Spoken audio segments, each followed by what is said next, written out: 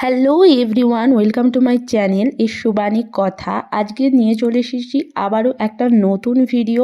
অনেক দিন পর আজকে শেয়ার করব আমি সারাদিন কি করলাম, সেই সকাল থেকে রাত্রি অবধি সেই ভিডিওটাই তোমাদের সাথে শেয়ার করব।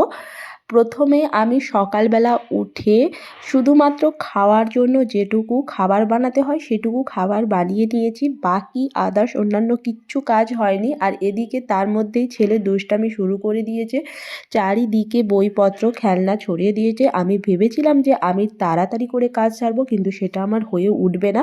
এই ছেলে আমার কাজ বাড়িয়েই রাখে, মানে সারাদিন আমি ঘর গোছাতেই থাকি। তো চলো পুরো ব্লগটা দেখতে থাকো।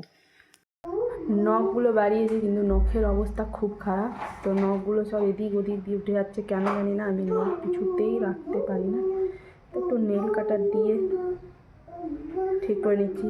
আমার কাছে ফাইল নেই, তাই নেল কাটার দিয়েই চালিয়ে নিই।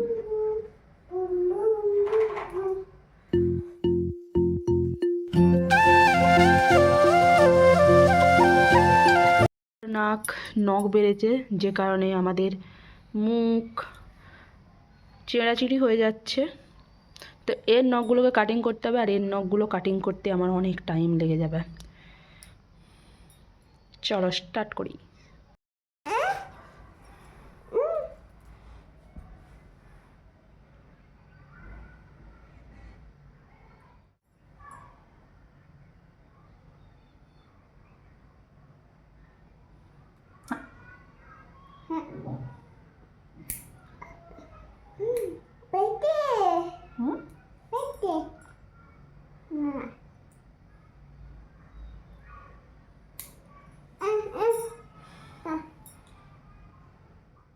প্রথমে ভালোভাবে নখ কাটতে দিলেও তারপরে বলবে একবার এই হাত কাটিয়ে দাও, একবার পায়ের নখ কেটে দাও, এই চলতে থাকে।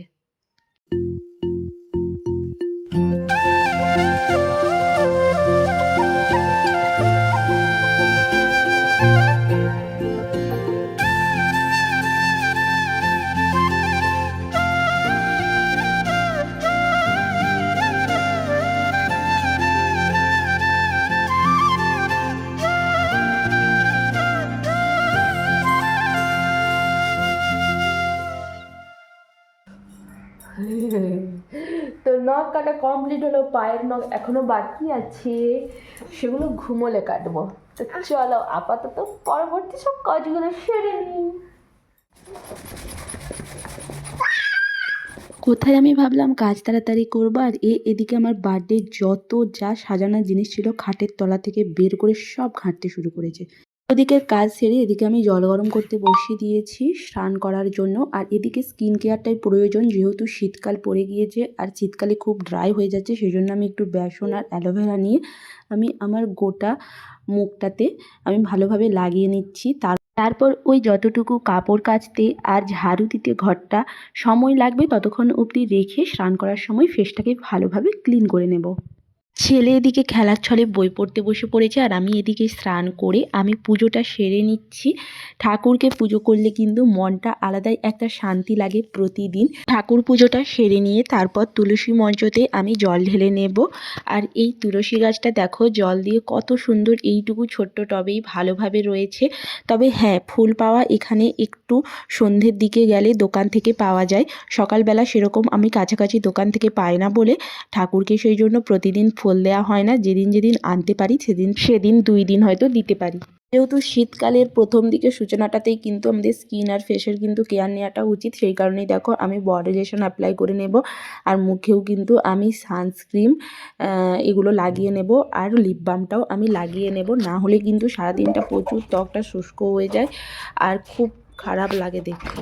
প্রতিদিনের অভ্যাস হয়ে গেছে এই ফেস টোনারটা লাগানো। জানি না, কোনো ক্রিম মাখার আগেই মনে হয় যেন টোনারটা মাখলে বেশ মুখটা আলাদাই একটা ফিল লাগে। তো সেই কারণেই টোনারটা অ্যাপ্লাই করার তারপরে আমি সানস্ক্রিন অ্যাপ্লাই করে নিলাম, আর তারপরে বডি লোশনটা অ্যাপ্লাই করে নিলাম। বডি লোশনটা এখানে SPF 15 দেওয়া হয়েছে, আর তারপর লিপ বামটাও অ্যাপ্লাই করে নিলাম। আর বাঙালি বইদের কিন্তু যেটা না করলে চলে না, সেটা হচ্ছে সিঁদুর। তো সিঁদুরটাও আমি পরে নিলাম। তারপরে আমার রান্না এখনও বাকি রয়েছে, তো সেই রান্নার কাজে আমি চলে যাব। তাই তাড়াহুড়োর মধ্যে আমি করব খিচুড়ি আর বেগুন ভাজা। তো তার জন্য আমি করেও নিলাম। দেখো ছেলের জন্য আগে খিচুড়ি রান্না করে নিয়েছিলাম, তারপর নিজের জন্য খিচুড়ি রান্না করে নিলাম।